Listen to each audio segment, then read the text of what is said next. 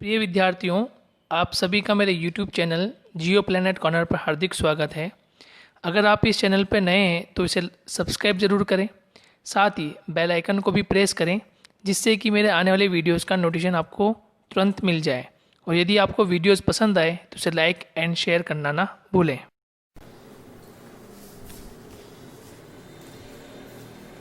नमस्कार दोस्तों, भूगोल की सीरीज में हम रीट और सीटेट के लिए महत्वपूर्ण ज्योग्राफी संबंधित सिलेबस को डिस्कस कर रहे थे और लास्ट हम कृषि के प्रकार पर चर्चा कर रहे थे। कृषि के प्रकार में लास्ट हमने वाणिज्यिक अनाज कृषि के बारे में अध्ययन किया था और आज एक नए टॉपिक के साथ बागाती या रोपण कृषि या प्लांटेशन एग्रीकल्चर की चर्चा करेंगे। देखिए दोस्तों, वीडियो के अंत तक आप बने रहें ताकि वीडियो के दरमियान जो भी आने वाले महत्वपूर्ण प्रश्न हैं या महत्वपूर्ण जानकारी है वो आप तक पहुंचती रहे। तो शुरुआत करते हैं आज हम बागाती या रोपण कृषि। देखिए दोस्तों, बागाती और रोपण कृषि क्या होती है? जहां पर उष्णकटिबंधीय क्षेत्र होते हैं, जब हम पृथ्वी पर अक्षांशीय रेखाओं के माध्यम से जब हम कुछ क्षेत्र डिसाइड करते हैं, जैसे फॉर एग्जांपल हम देखें इस प्रकार से पृथ्वी है और पृथ्वी के मध्य ये भूमध्य रेखा। कौन सी रेखा? भूमध्य रेखा। और भूमध्य रेखा के उत्तर में 13.5 डिग्री और दक्षिण में भी 13.5 डिग्री, और इनके मध्य जो बीच का क्षेत्र है इसको हम कहते हैं उष्णकटिबंधीय क्षेत्र। क्या कहते हैं? उष्णकटिबंधीय क्षेत्र, या इंग्लिश में बोलते हैं ट्रॉपिकल रीजन। तो इस रीजन में क्या होता है? ट्रॉपिकल रीजन में या उष्णकटिबंधीय क्षेत्र में क्या होता है? यहां तापमान अधिक होता है, तापमान भी अधिक होता है और वर्षा भी अधिक होती है। यानी कि तापमान भी अधिक रहता है और वर्षा भी अधिक होती है। तापमान अधिक, वर्षा अधिक, तो ऐसी फसलें जो कि विशाल बागानों में, विशाल क्षेत्रों में उपलब्ध होती है, वहां पर उत्पादित की जाती है, उन फसलों को हम बागाती फसलें कहते हैं। और ये विशेषकर चाय, कॉफी, ठीक है, कहवा जैसे नारियल, गन्ना, इनके लिए बहुतायत में इनको पैदा किया जाता है। अब जो बागान होते थे, बागान का जो क्षेत्र था वो विशाल राशि थी, विशाल क्षेत्र था। तो वे जो क्षेत्र ऐसे जो विकासशील देश हैं या वह कंट्रीज जो गरीब हुआ करती थी, तो वह ऐसे बड़े बड़े बागानों में इतनी बड़े रूप में कृषि नहीं कर सकती थी। तो ये जो कृषि का जो प्रारूप आया है, ये कृषि का प्रारूप आया है उन कंट्रीज से जो ऑलरेडी डेवलप था, जिनके पास पूंजी अधिक थी, जो अधिक पूंजी देकर श्रमिकों को खेतों पर या बागानों में काम के लिए बुला लिया करते थे। तो ये बागाती कृषि या रोपण कृषि या प्लांटेशन एग्रीकल्चर, इसको हमने नाम दिया है। ये मोस्टली कौन से क्षेत्र में अधिक होती है? तो उष्णकटिबंधीय क्षेत्रों में। ये आपको ध्यान रखना है कि बागाती कृषि या रोपण कृषि मोस्टली कौन से क्षेत्रों में अधिक होती है? तो उष्णकटिबंधीय क्षेत्रों में अधिक देखने को मिलती है। और इस प्रकार की कृषि में सर्वाधिक क्या चाहिए? पूंजी का निवेश, यानी कि इन्वेस्टमेंट जो होता है वो कैपिटल यानी पूंजी का निवेश जो होता है वो मैक्सिमम होता है, ठीक है।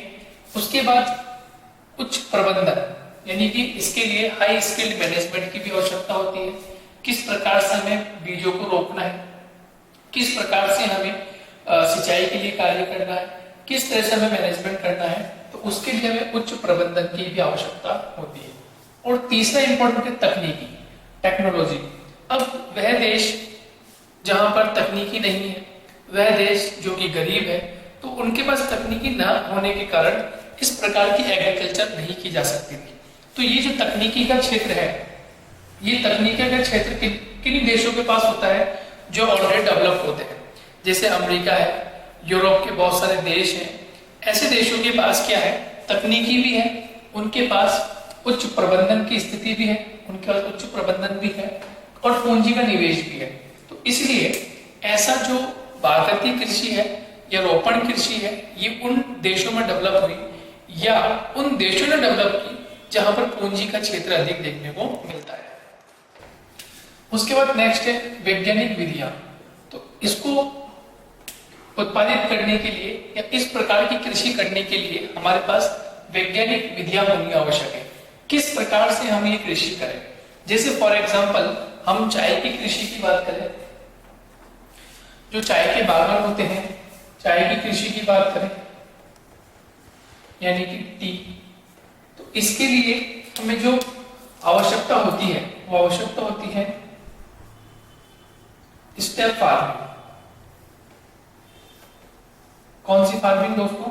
Stepping farming. स्टेपिंग फार्मिंग का मतलब क्या होता है? स्टेप बना बना इस तरह से सीढ़ीनुमा, इसको एक नाम दिया जाता है सीढ़ीनुमा खेती या कृषि। सीढ़ीनुमा खेती या कृषि, क्योंकि इसमें क्या होता है, जो चाय का पौधा होता है वो चाय का पौधा जो होता है उसको जितनी जल की पानी की आवश्यकता होती है वो उतना ग्रहण कर लेता है और उसके बाद उस पानी को फिर हटाना होता है। अदरवाइज वो चाय का जो पौधा होता है वो धीरे धीरे पानी में गल जाता है, समाप्त हो जाता है। तो स्टेप फार्मिंग से क्या होता है? स्टेप फार्मिंग से क्या होता है? स्टेप फार्मिंग से ये होता है कि यहाँ पर यदि जल हमने उपलब्ध करवाया है तो जितना यहाँ पौधे हैं उन पौधों में जितना जल सोखना है वो जल सोख लेते हैं और आगे का जो पानी होता है वो नेक्स्ट जो क्यारी होती है या नेक्स्ट जहां पर पौधे होते हैं नेक्स्ट ट्रांसफर हो जाते हैं। इस तरह से पानी ऐसे ट्रांसफर होता रहता है, ऐसे पानी ट्रांसफर होता रहता है। तो इस प्रकार की जो प्रणाली है यानी कि स्टेप फार्मिंग या सीढ़ीनुमा खेती, चाय की कृषि के लिए, कोकोआ की कृषि के लिए, ऐसी जो कृषि है उसके लिए हमें क्या वैज्ञानिक विधि होना आवश्यक है। यदि हमारे पास वैज्ञानिक विधि होगी तो हम इस प्रकार की कृषि कार्य कर सकते हैं। इसके लिए अधिक संख्याओं में श्रमिक की आवश्यकता होती है। श्रमिक कैसे होने चाहिए हमारे पास? अधिक। क्यों? क्योंकि पौधे को रोपने के लिए खेत में, पौधे को लगाने के लिए, फिर पौधे को लगाने के बाद उसमें यदि कहीं पर खरपतवार आती है या कोई पौधा खराब हो जाता है तो उसको हटाने के लिए भी हमें लोग चाहिए। उसके बाद हमें क्या करना चाहिए? क्या करना होता है कि जैसे पौधा बड़ा होता है तो पौधा बड़ा होने के बाद उसमें जब छोटी छोटी पत्तियां आना शुरू हो जाती है तो उन पत्तियों को चुनने के लिए भी हमें श्रमिक की आवश्यकता होती है। वो चाहे महिला हो चाहे वे पुरुष हो, तो उन्हें अपने अपने अलग अलग कार्य करते हैं। तो मशीनों के माध्यम से तो होती है लेकिन इनके लिए श्रमिक की आवश्यकता भी होती है। अब देखिए श्रमिक हमें चाहिए अधिक श्रमिकों की आवश्यकता होगी। तो जब अधिक श्रमिकों की आवश्यकता होगी तो वेतन भी अधिक देना होगा, वेतन भी हमें कैसे अधिक देना होगा। अब जो देश गरीब है, ठीक है, जो देश गरीब है, जिनके पास तकनीकी नहीं है, जिनके पास पूंजी नहीं है, कैपिटल नहीं है, तो फिर वो इतना वेतन देने में असमर्थ होते हैं, तो वो इस प्रकार की कृषि नहीं कर पाते। तो जिन देशों के पास अधिक पूंजी है, निवेश अधिक कर सकते हैं, तो वह ऐसे देश अधिक संख्या में श्रमिक रख लेते हैं ताकि उनको वेतन अधिक देने में कोई परेशानी ना हो। इसलिए आप देखें कि ब्रिटेन वासियों के द्वारा भारत में और श्रीलंका में किसका उत्पादन किया गया? चाय का उत्पादन किया गया। तो ब्रिटेन वासियों ने, क्योंकि आपको पता है भारत और श्रीलंका जैसे देश जो है वो ब्रिटेन के उपनिवेश रहे, ठीक है, तो ब्रिटेन ने क्या किया? ब्रिटेन ने भारत और श्रीलंका में चाय का उत्पादन किया, ठीक है। आगे देखिए मलेशिया में रबड़ का उत्पादन, पश्चिमी द्वीप समूह में गन्ने व केले का उत्पादन। तो इस प्रकार से हम क्या देखते हैं? भारत, श्रीलंका, मलेशिया, ये तीनों देश कैसे हैं? उष्णकटिबंधीय क्षेत्रों में आने वाले देश। आगे देखें फ्रांस वासियों ने कहां पर? पश्चिमी अफ्रीका क्षेत्र में। कौन से क्षेत्र में? पश्चिमी अफ्रीका क्षेत्र में किसका उत्पादन अधिक कर लिया? तो कॉफी और कोको का उत्पादन किया। उसके अलावा स्पेन और अमेरिका वासियों ने कौन से देश में? फिलीपींस में। कौन से देश में? फिलीपींस में किसका उत्पादन किया? गन्ना और नारियल का उत्पादन किसने किया? स्पेन और अमेरिका वासियों ने। कहां पर? फिलीपींस में। कहां किया? फिलीपींस में। इसी प्रकार से यूरोपीय देशों ने, जितने भी यूरोपीय देश है, अभी हम उस मैप पे चर्चा करेंगे, जितने भी यूरोपीय देश है उन यूरोपीय देश ने ब्राजील में, और ब्राजील कौन से महाद्वीप का हिस्सा है, कौन से महाद्वीप का देश है? आप मुझे कमेंट करके जरूर बताइए कि ब्राजील, पहली बात तो ये कि ब्राजील कौन से महाद्वीप का देश है। आपको एक तो ये जवाब देना है कौन से महाद्वीप का देश है, और दूसरा ब्राजील की राजधानी क्या है। दूसरा ब्राजील की राजधानी क्या है। तो कमेंट बॉक्स में आपको कमेंट करके बताना है कि ब्राजील कौन से महाद्वीप का देश है, नंबर 1, और दूसरा ब्राजील जो है वो राजधानी, ब्राजील की राजधानी क्या है। आपको 2 कमेंट करके आपको बताना है। तो देखो यूरोपीय देशों ने ब्राजील में किसका उत्पादन किया, कहवा का उत्पादन किया। किसका क्या, कहवा, यानी कि हम कॉफी की बात करते हैं, कहवा का उत्पादन किया, ठीक है, ये इंपॉर्टेंट है। अब देखो जितने भी देशों की हमने बात की, चाहे वो ब्रिटेन हो, फ्रांस के लोग हो, स्पेन, अमेरिका या यूरोपीय देश है, तो इन लोगों ने उष्णकटिबंधीय क्षेत्रों में इन सबकी खेती की या इन सबके लिए क्या कृषि कार्य किया। ऐसा इसलिए किया, इसका कारण ये था क्योंकि ये जो देश थे ब्रिटेन, फ्रांस, स्पेन, अमेरिका, ये किसी ना किसी देश पर उपनिवेश के रूप में अधिकार करते थे। और इन क्षेत्रों में, किन क्षेत्रों में, ब्रिटेन, यूरोपीय देश, स्पेन, अमेरिका, तो इन क्षेत्रों में इस प्रकार की खेती नहीं हो सकती थी या इस प्रकार की कृषि नहीं हो सकती थी। उसका कारण क्या है, अभी हम देखो दोनों को तुलनात्मक अध्ययन करेंगे कि इन लोगों ने, यानी कि ब्रिटेन वासियों ने, फ्रांस वासियों ने, स्पेन, अमेरिका वासियों ने इन देशों में ही खेती क्यों की या वहां जाकर पूंजी लगाकर क्यों उनसे खेती करवाई, इसका कारण क्या था। हम देखते हैं मैप पर हम चर्चा करते हैं। देखिए एक बार देखो मैप पर हम देखें तो सबसे पहले हम ब्रिटेन की बात करते हैं। किसकी बात करते हैं दोस्तों, ब्रिटेन की। तो ब्रिटेन हम देखेंगे कि ये यूरोपीय महाद्वीप है, ये पूरा यूरोप महाद्वीप है, और यूरोप महाद्वीप में ये जो आपको दिख रहा है जहां मेरी स्टिक लगी हुई है, ये है ब्रिटेन। ये पूरा रीजन कौन सा है, ब्रिटेन, ठीक है। दूसरा है फ्रांस। तो ब्रिटेन की जस्ट थोड़ा साउथ में आप देखेंगे तो यहाँ आपको ये फ्रांस दिखेगा। आप एटलस में अच्छे से देख सकते हैं, आप एटलस खोल के रखें, ये फ्रांस आपको देखने को मिलेगा। उसके बाद आपको देखने को मिलेगा स्पेन फ्रांस की जस्ट दक्षिण में है स्पेन, ठीक है। ब्रिटेन हो गया, फ्रांस हो गया, स्पेन हो गया। उसके अलावा अमेरिका को देखें तो ये येलो शेड में आपको उत्तरी अमेरिका महाद्वीप में आपको अमेरिका देखने को मिलेगा। तो जितने भी देश अभी मैंने आपको बताए, ब्रिटेन बताया, फ्रांस, स्पेन, अमेरिका, ये जो देश है ये देश आते हैं कर्क रेखा के उत्तर में। कहां आते हैं, कर्क रेखा के उत्तर में। यानी कि इन देशों की जो जलवायु है, इन देशों की जलवायु कैसी है, समशीतोष्ण जलवायु। कैसी, समशीतोष्ण जलवायु, यानी कि टेम्परेट, सेमी टेम्परेट क्लाइमेट है। कैसी टेम्परेट क्लाइमेट है, कैसी क्लाइमेट है यहाँ पे, सेमी टेम्परेट क्लाइमेट, यानी समशीतोष्ण जलवायु।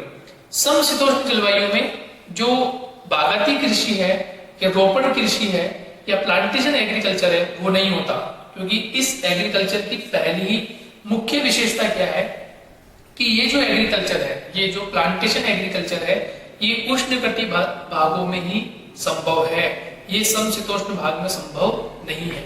तो इन देशों ने क्या किया, ब्रिटेन, फ्रांस, स्पेन और यूएसए या अमेरिका ने क्या किया, ये उन देशों में गए जो इनके उपनिवेश थे, ठीक है, जहां इन्होंने उपनिवेश बना रखे थे, यानी ये उन देशों की तरफ गए जो उष्णकटिबंधीय क्षेत्रों में थे। जैसे फॉर एग्जांपल अब हम एक एक की बात करते हैं। जैसे हमने पढ़ा कि ब्रिटेन ने क्या किया, ब्रिटेन ने भारत और श्रीलंका में किसका उत्पादन किया, चाय का। तो देखो भारत ये रहा आपके सामने, और भारत के जस्ट दक्षिण में आप देखेंगे तो श्रीलंका आपको मिलेगा। तो ये दोनों देश कैसे हैं, उष्णकटिबंधीय भाग के देश हैं, इसलिए इन्होंने यहाँ पे क्या किया, चाय का उत्पादन किया, ठीक है, अंडरस्टूड। फिर आप देखेंगे मलेशिया और जो पश्चिमी द्वीप समूह है, यहाँ पर गन्ना व केले का उत्पादन हुआ। तो देखो मलेशिया रीजन गिरा, और मलेशिया आप देखो तो भूमध्य रेखा के जस्ट बिल्कुल निकट है, ठीक है, तो उष्णकटिबंधीय क्षेत्र है। तो मलेशिया में क्या हुआ, मलेशिया में रबड़ का उत्पादन हुआ, और पश्चिमी द्वीप समूह जो है वहां पे किसका उत्पादन हुआ, वहां गन्ना और केले का उत्पादन हुआ, ठीक है दोस्तों। उसके अलावा फिर हमने पढ़ा कि फ्रांस वासियों ने पश्चिमी अमेरिका में कॉफी और कोको। तो देखो ये अफ्रीका महाद्वीप है पूरा का पूरा, ये अफ्रीका महाद्वीप का ये जो पश्चिमी क्षेत्र है जो कि भूमध्य रेखा के लगभग निकट पड़ता है या उष्णकटिबंधीय क्षेत्र में आता है, तो इस क्षेत्र में इन्होंने क्या किया, इस क्षेत्र में जाकर इन्होंने कॉफी और कोको का उत्पादन किया, कॉफी और कोको का उत्पादन किया। उसी के अकॉर्डिंग स्पेन और अमेरिका ने फिलीपींस में गन्ना और नारियल उत्पादन किया। अब देखिए फिलीपींस क्या है, तो ये आपको दिखेगा फिलीपींस, ये फिलीपींस है। तो दोस्तों कमेंट बॉक्स में आप एक और प्रश्न का जवाब दीजिए मुझे कि फिलीपींस की राजधानी क्या है, फिलीपींस की राजधानी क्या है। एक प्रश्न तो मैंने आपसे वो पूछा कि ब्राजील कौन से महाद्वीप का अंग है, और दूसरा ब्राजील की राजधानी क्या है, और एक प्रश्न का जवाब और देना है कि फिलीपींस की राजधानी क्या है। तो स्पेन और अमेरिका वासियों ने फिलीपींस में गन्ने और केले का उत्पादन, नारियल का उत्पादन किया, ये फिलीपींस देश। और अंत में यूरोपीय देशों ने, जो यूरोपीय देश अलग अलग यहाँ पर स्पेन, फ्रांस, जर्मनी, इंग्लैंड, ये जो देश कहलाते हैं, ये देश यूरोपियन देश कहलाते हैं। और इन देशों ने ब्राजील में किसके बागान, कहवा के बागान लगाए, यानी कॉफी के जो उत्पादन किया वो मोस्टली कहाँ किया, ब्राजील में।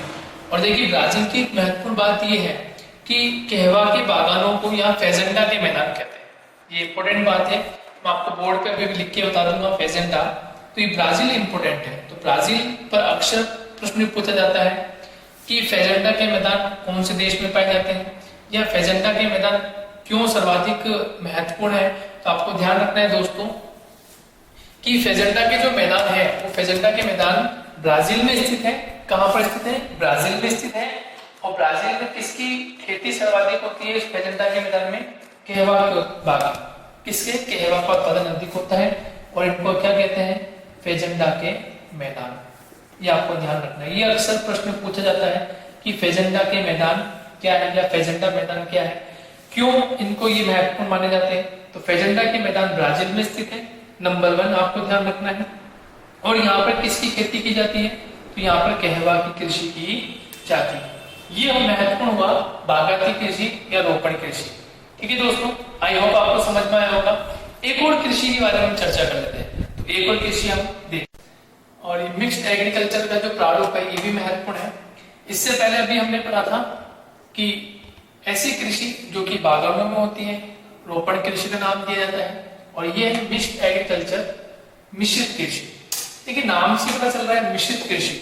मिश्रित कृषि का मतलब क्या होता है, इसमें कृषि के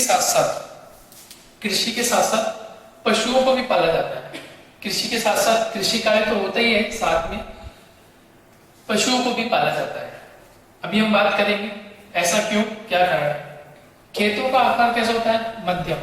खेतों का आकार कैसा होता है, मध्यम, क्योंकि हमारी चर्चा हुई थी उसमें कि बागायती कृषि में या रोपण कृषि में खेतों का आकार बड़ा होता है, और मोस्टली ये उन क्षेत्रों में किया जाता था जो उष्णकटिबंधीय क्षेत्रों में। लेकिन ये जो मिश्रित कृषि है, ये मिश्रित कृषि उन देशों में होती है जो पूंजीपति लोग होते हैं, जो कृषि के साथ साथ पशुओं को भी पाल सकते हैं, क्योंकि इसमें दोनों का ध्यान रखा जाता है। इसमें कृषि कार्य का भी ध्यान दिया जाता है और पशुओं का भी ध्यान दिया जाता है। तो कृषि से उत्पादन जो भी उन्हें प्राप्त होता है उससे उन्हें पूंजी मिलती है, और पशुओं के माध्यम से जो भी उन्हें प्राप्त होता है, जैसे पशुओं के रूप में वो दूध को बेचना, ठीक है, मांस को बेचना, पशुओं की जो चमड़ी होती है, खाल होती है, उसको बेचना, और उनसे बने जो भी विभिन्न प्रकार के उत्पाद होते हैं उनको बेचकर भी वो क्या करते हैं, पूंजी अर्जित करते हैं। ठीक है, और कृषि कार्य जो होता है, कृषि कार्य भी करने के बाद कृषि का जो वेस्टेज होता है उसको वो क्या करते हैं, अपने पशुओं को खिला देते हैं, अपने पशु को खिलाकर और उन्हें हष्ट-पुष्ट बनाकर उनको बेचने के लिए, उनको मांस के रूप में या विभिन्न प्रकार की गतिविधियां वो इस प्रकार से करते हैं। तो खेतों का आकार कैसे रखते हैं दोस्तों, बताइए। खेतों का आकार कैसा होता है, मध्यम आकार। खेतों का आकार कैसा होता है, मध्यम। इसमें मोस्टली कौन सी कृषि होती है, जैसे गेहूं, जौ, राई और मक्का। गेहूं, जौ, राई और मक्का का उत्पादन होता है। और इसका जो वेस्ट होता है, इसका जो वेस्टेज होता है, उस वेस्टेज को क्या करते हैं, ये पशुओं को खिला देते हैं। क्या करते हैं, पशुओं को खिलाते हैं। जैसे मक्का के रूप में, जैसे यूएसए, ये नाम सुना होगा आपने, यूएसए। तो आप मुझे बताइए, यूएसए का जो हाल ही में जो प्रेसिडेंट है, यूएसए का हाल ही में जो प्रेसिडेंट है, अभी वर्तमान में जो प्रेसिडेंट है, उन प्रेसिडेंट का नाम क्या है। ठीक है, आपको कमेंट करके कमेंट बॉक्स में बताना है कि यूएसए का प्रेसिडेंट का नाम क्या है। तो मक्का जो है, मक्का का जो उत्पादन हो रहा है, मक्का का उत्पादन क्या होने के बाद ये यूएसए में जो सूअर पाले जाते हैं, यूएसए में सूअर पालन होता है, ठीक है, यूएसए में सूअर पालन होता है और सूअर पालन में मक्का सूअरों को खिलाई जाती है। मक्का किसको खिलाई जाती है?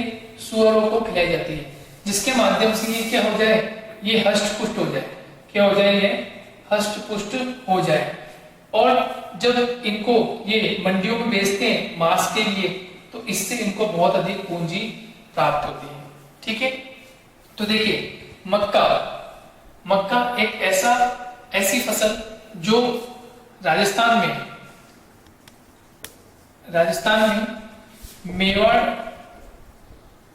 मेवाड़ का प्रिय भोजन है, मेवाड़ का प्रिय भोजन है। मक्का मेवाड़ का क्या है? प्रिय भोजन। और इसी मक्का को यूएसए में सूअर पालन में उनको हष्ट-पुष्ट करने के लिए खिलाई जाती है। दोनों में देखो कितना डिफरेंस है। भारत में मक्का एक प्रकार से खाद्य के रूप में ग्रहण कर रहे हैं, जबकि यूएसए में ये मक्का जो है ये पालतू पशुओं को खिलाई जाती है। अब पशुओं में किन किन को पाला जाता है? पशुओं में भेड़ बकरी को पाला जाता है, दूध के लिए भी, मांस के लिए भी और अन्य उद्योग में काम आने के लिए भी। सूअर को पाला जाता है, मुर्गियों को पाला जाता है। अभी हमारी चर्चा हुई सूअर पर क्यों पाला जाता है, इसका कारण क्या होता है, ये मैंने अभी आपको बताया। यहाँ पर पूंजी का निवेश अधिक होता है दोस्तों, ध्यान रखना। पूंजी का निवेश क्या होगा? अधिक। पूंजी का निवेश अधिक क्यों होता है, इसका कारण क्या है? क्योंकि ये जो कार्य हो रहा है, कृषि या पशुओं का जो कार्य हो रहा है या मिक्स्ड एग्रीकल्चर जो हो रहा है, ये उन देशों में हो रही है जिनके पास पूंजी अधिक है, जिनके पास ऑलरेडी वो डेवलप्ड है। तो उन देशों में पूंजी अधिक है, पूंजी अधिक होने के कारण वो क्या करते हैं, इस प्रकार के कृषि कार्य कर सकते हैं। ये अधिक कहाँ होता है? महानगरों के समीप अधिक होता है। महानगरों के समीप अधिक क्यों होता है? क्योंकि कृषि कार्य और पशुओं से प्राप्त होने वाला जो भी प्रोडक्ट है वो तुरंत कहाँ पहुंचा दिया जाए? महासागरों में महानगरों में पहुंचा दिया जाए, क्योंकि महानगरों में इसकी जरूरत होती है। चाहे वो कृषि से संबंधित कोई उत्पाद हो, चाहे पशुओं से संबंधित कोई उत्पाद हो। जैसे हमें प्रातःकालीन हमें किसकी आवश्यकता होती है? दूध की आवश्यकता होती है। उसके अलावा हमें किसकी आवश्यकता होती है? तो पनीर की आवश्यकता होती है। इसके अलावा और हमें क्या चाहिए होता है एक्स्ट्रा? जैसे हम दही की बात कर ले, ठीक है, छाछ की बात कर ले। तो ये जो सब प्रोडक्ट है ये किसके माध्यम से हमें प्राप्त हो रहा है? पशुओं के माध्यम से, यानी कि भेड़ बकरी गाय भैंस इनके माध्यम से हमें प्राप्त हो रहा है। तो ये जो कृषि कार्य और जो पशुओं को पालने का जो कार्य है वो महानगरों के लगभग समीप होता है, या यदि महानगरों से दूर भी होता है तो ट्रकों के माध्यम से इन्हें उपलब्ध करवा दिया जाता है। इनमें कृषि की जो विधियां हैं ये महत्वपूर्ण होती हैं कि कृषि की जो टेक्निक है, एग्रीकल्चर टेक्निक्स है, उनका अधिक से अधिक उपयोग करके इस प्रकार की एग्रीकल्चर की जाती है। परिवहन की सुविधा अधिक होती है। परिवहन की सुविधा अधिक होगी तब जाके बड़े बड़े जो कंटेनर्स वगैरह होते हैं, बड़े बड़े जो रोड्स वगैरह बने हुए होते हैं, हाईवेज बने होते हैं, उन पर परिवहन सेवा अच्छी होनी चाहिए, जिसके माध्यम से बहुत अधिक दूरी से उस निकट स्थान तक पहुंचा जा सके। वर्षा की मात्रा भी ठीक ठीक होनी चाहिए, तब जाके ये इस प्रकार की जो कृषि हम कार्य कर रहे हैं ये वहां पर उत्पादित हो सके। तो देखिए मिक्स्ड एग्रीकल्चर में मुख्य बातें क्या होगी? नंबर 1, कृषि के साथ पशु को पाला जाता है। खेतों का आकार कैसा होता है? मध्यम होता है। गेहूं जौ राई और मक्का का उत्पादन किया जाता है। पूंजी का निवेश अधिक होता है। कृषि विधियां और परिवहन और वर्षा की मात्रा अच्छी होनी चाहिए। और ये जो एक्टिविटी होती है या मिश्रित कृषि का जो क्षेत्र है वो आपको कहां देखने को मिलेगा? नॉर्थ अमेरिका में देखने को मिलता है। और नॉर्थ अमेरिका भी कौन से भाग में? पूर्वी भाग में। उत्तरी पश्चिमी यूरोप का कौन सा भाग है? जो तटीय भाग है, जो महासागर से जुड़ता है। और दक्षिण अमेरिका का कौन सा भाग? जो कि समशीतोष्ण या शीतोष्ण प्रदेशों में आता है, ये उन क्षेत्रों में देखने को मिलता है। मैप पर हम तीनों की एक बार चर्चा कर लेते हैं कि तीनों क्षेत्र कहाँ है। जैसे नंबर 1 है उत्तरी अमेरिका का पूर्वी भाग। तो आप ये उत्तरी अमेरिका महाद्वीप है और उत्तरी अमेरिका महाद्वीप का ये जो पूर्वी भाग है यहाँ पे सर्वाधिक इस प्रकार की मिश्रित कृषि की जाती है। क्योंकि आप देखें तो ये पूरा अटलांटिक महासागर है, इस अटलांटिक महासागर के बिल्कुल निकट है। तो मैंने बताया ये अटलांटिक महासागर के निकट है, ठीक है। दूसरा, यहाँ सबसे ज्यादा क्या देखने को मिलता है? यहाँ पर हैवी कंसंट्रेशन है पॉपुलेशन का। बड़ी बड़ी जो सिटीज है, न्यूयॉर्क है, वॉशिंगटन है, ऐसी बड़ी बड़ी जो सिटीज है, ये सभी यहाँ पर स्थित है।